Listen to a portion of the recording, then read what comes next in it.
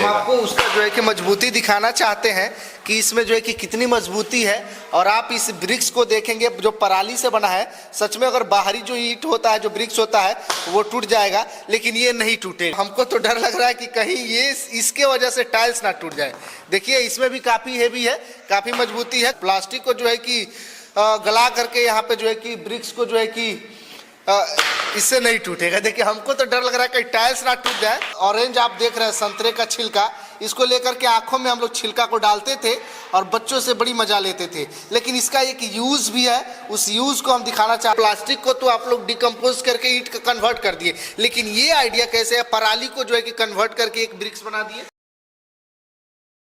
13 साल की आराध्या ओझा और 14 साल के चैतन्य ओझा ने मिलकर के एक ऐसा आविष्कार कर दिया है जो शायद आप इसके पहले कभी नहीं सुने होंगे, ना ही देखे होंगे। अभी हम पटना में मौजूद हैं और एक निजी विद्यालय में मौजूद है, और इस निजी विद्यालय में पढ़ने वाले दो ऐसे बच्चे हैं जिन्होंने इतना बड़ा आविष्कार कर दिया है जिसको देख करके आपके पैरों तले जमीन खिसक जाएगी। अभी हमारे हाथों में देखेंगे तो एक प्लास्टिक का ब्रिक्स है, जिसको अपने देहाती भाषा में, गाँव में इसको ईंट बोला जाता है। जिस ईंट से जो है कि हम लोग घर बनाने का काम करते हैं, उसको जो है कि प्लास्टिक के रूप में दे दिया गया है। ये कैसे बना, इस ईंट को बनाने में कितना समय लगा, और क्या इस ईंट से जो है कि घर की मजबूती दी जा सकती है, क्या इस ईंट से जो है कि घर की मजबूती आ सकती है, ये सबसे बड़ा सवाल है। लेकिन इसके साथ ही एक और अनोखा चीज आपको दिखाना चाहते हैं।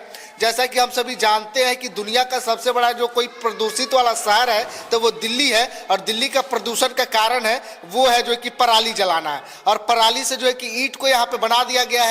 ये ईंट बना कैसे, और क्या ये ईंट से जो है कि घर को बनाया जा सकता है कि नहीं, और ईंट से जो घर बनेगा उसमें कितनी मजबूती आएगी। साथ में बगल में भी एक ब्रिक्स जो देख रहे हैं, ये वजन में काफी हल्का है, लेकिन इसकी मजबूती देखेंगे तो वाकई में कहेंगे कि हाँ भाई इसमें बहुत ज्यादा मजबूती है।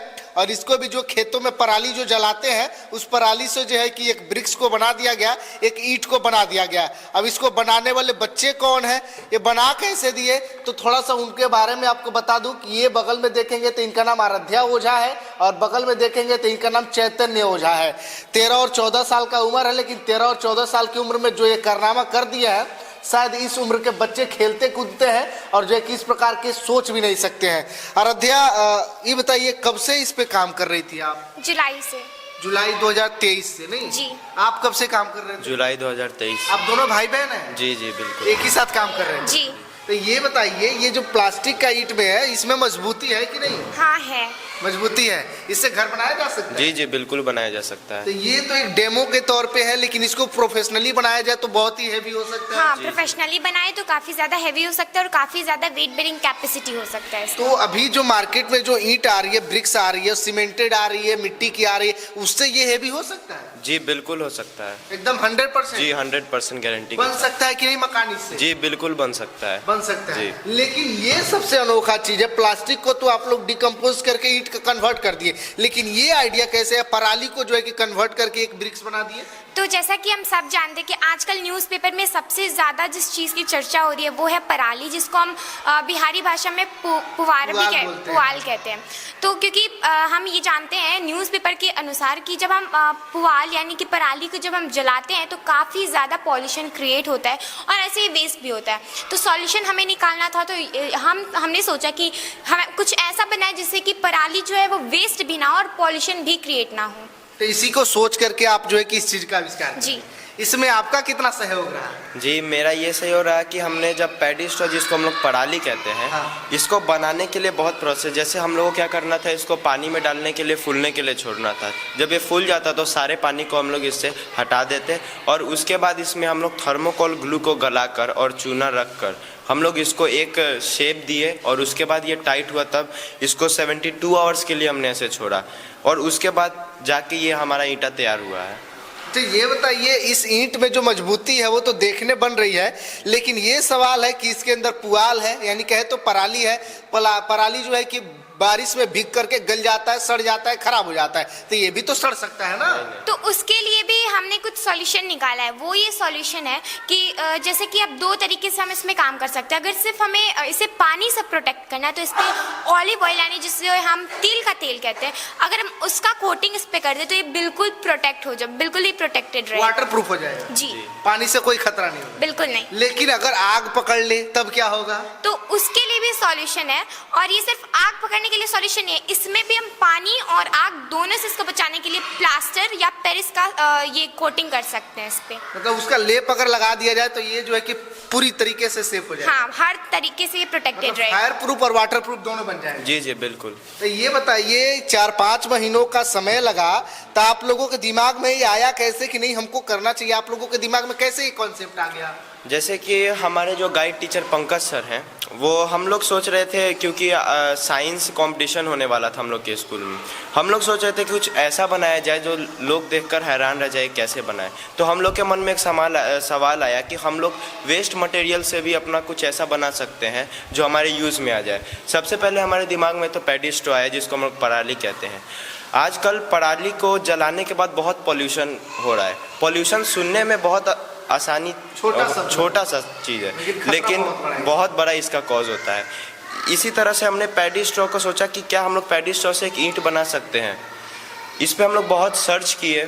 सर्च करने के बाद हम लोग के पास एक क्लू आया कि हम लोग लेमन के पील जो होता है उससे हम लोग थर्मोकोल को गला सकते हैं और वो एक ग्लू बन सकता है जो कि ईंटा को पूरा टाइट कर देगा।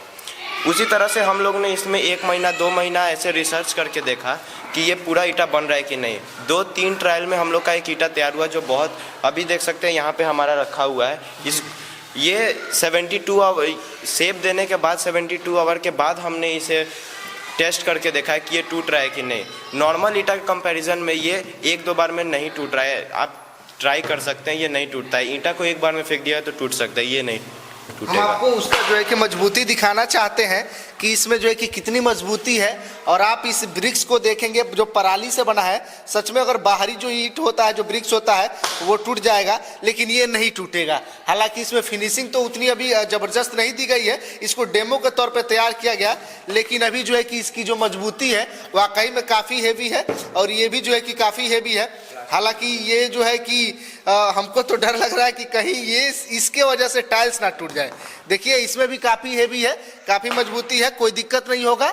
और सबसे जो स्ट्रांग इसमें जो चीज़ है वो होता है आपका प्लास्टिक। प्लास्टिक को जो है कि गला करके यहाँ पे जो है कि ब्रिक्स को जो है कि इससे नहीं टूटेगा। देखिए हमको तो डर लग रहा है कि टाइल्स ना टूट जाए, लेकिन जो है कि मजबूती काफ़ी ज़्यादा है और मजबूती के वजह से ही ये चर्चा का विषय बना हुआ है कि आखिर ये सब जो है कि बच्चे कर कैसे लेते हैं। हम लोग जब पढ़ते थे स्कूल में तो शायद इन सभी चीज़ों पे टीचर लोग और बच्चे ध्यान नहीं देते थे, लेकिन धीरे धीरे अपना जो देश है, अपना जो राज्य है जो है कि डिजिटल बनते जा रहा है, तो बच्चों को भी जो है कि नई नई चीज़ों के बारे में, तकनीकों के बारे में बताया जा रहा है कि कैसे इन सभी चीज़ों को बनाया जा सकता है। अभी आपको एक और चीज़ दिखाएंगे। बचपन में जब हम लोग विद्यालय में पढ़ते थे तो ये जो ऑरेंज आप देख रहे हैं, संतरे का छिलका, इसको लेकर के आंखों में हम लोग छिलका को डालते थे और बच्चों से बड़ी मजा लेते थे। लेकिन इसका एक यूज़ भी है, उस यूज़ को हम दिखाना चाहते हैं। इसके अंदर से जो एक अम्ल निकलेगा, उस अम्ल को अगर थर्मोकोल पे हम लोग डालेंगे ना, तो ये थर्मोकोल जो है कि पूरी तरीके से जो है कि गल जाएगा, पूरी तरीके से डिकम्पोज हो जाएगा। यानी कहे तो इसको लेकर के भी लोग बनाए। इससे ये सब का आइडिया कैसे आ गया आप लोगों के दिमाग में? इसके पीछे ये है कि जैसे कि थर्मोकोल ग्लू, थर्मोकोल भी वेस्ट ही होता है, क्योंकि जैसे कि हम देखते हैं कि जो मछली पालन जो होता है उसमें हम ऐसे ही इसके बड़े बड़े डब्बे बने रहते हैं जिसमें मछलियाँ रखी रहती हैं। तो जब हम पानी डालते हैं तो कुछ टाइम बाद ये भी खराब होने लगता है, और चूंकि इसमें केमिकल प्रेजेंट होता है तो इससे मछलियों को भी काफ़ी ज़्यादा हार्म पहुँचता है। और बाकी इसमें और ऐसा कुछ यूज़ नहीं रहता है, खास इसका ऐसा कुछ यूज़ नहीं रहता है। बाकी घरों में इसको निकाल कर हम एक जगह ऐसे रख देते हैं। तो जैसे कि मैंने अपने गाँव में देखा था, तो मैंने ये चीज़ अपने गाइड टीचर को भी बताया तो उन्होंने मुझे आगे का भी आइडिया बताया कि जैसे कि मैंने देखा था कि मेरे दादी थी या फिर नानी को मैं देखती थी कि घर पे गुड़ और चूना का लेप लगाती थी, वो जो कि बिल्कुल ग्लू की तरह काम करता था, गुड़ और चूना का लेप। तो फिर हमने देखा कि जैसे थर्मोकॉल है तो ये भी किसी केमिकल से ही बना है, और लेमन ऑयल या ऑरेंज ऑयल से इसको गला सकते हैं क्योंकि इन सब में साइट्रिक एसिड प्रेजेंट होता है, पर एसिड तो अब इसको गला नहीं सकता।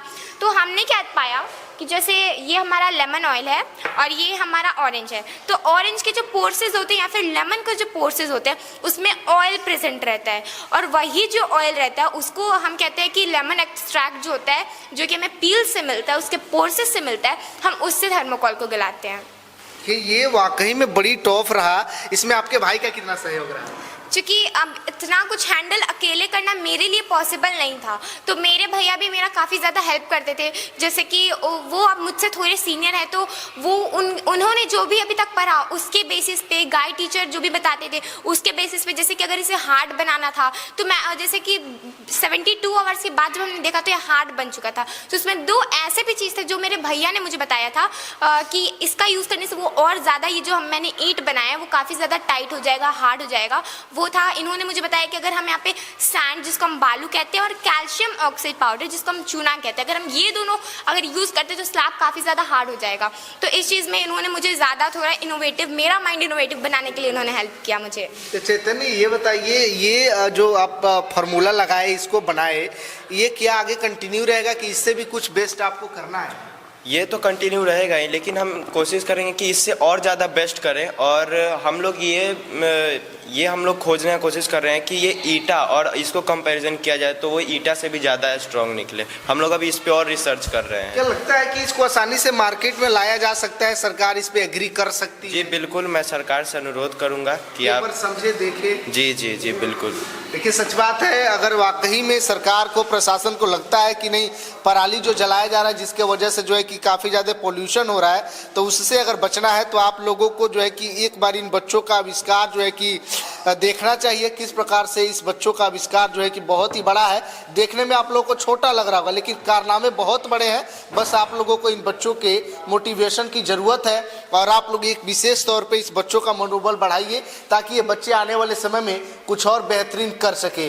बाकी इस ब्रिक्स के बारे में आप लोग क्या सोचते हैं, अपनी प्रतिक्रिया जरूर दीजिएगा। और आराध्या जो 13 साल की है, चैतन्य जो 14 साल के हैं, इतनी कम उम्र में इतना बड़ा ये मतलब काम कर दिए, इसके बारे में आप लोग क्या सोचते हैं? अपनी प्रतिक्रिया जरूर बताइएगा और पसंद आए तो शेयर कीजिएगा। बहुत धन्यवाद।